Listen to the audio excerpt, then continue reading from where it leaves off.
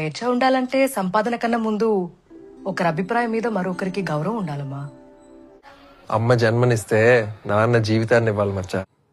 మనిషి మాటకు విలువ వినడంతో రాదు, పాటించడంతో వస్తుంది.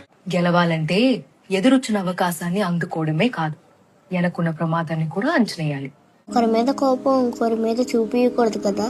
ఏం లేని పక్కకు ఒకడు వస్తే బలంగా అనిపించదా, అదే ఇంకో పక్కకు పోతే భయంగా అనిపించదా?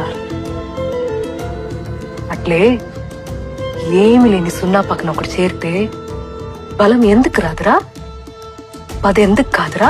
ఎగలేనప్పుడు రొంత తుంచాలే, అప్పుడే ఎదుగుదల. కొమ్మైనా కొడుకైనా. ఓడిపోవడం అనే మైనస్ నుండి గెలవడం అనే ప్లస్ వైపు అడుగులేస్తుంటే అందరికీ ఎదురయ్యే మజిలీ సున్నా. ఆ సున్నాని మనం దాటాలి, గెలిచి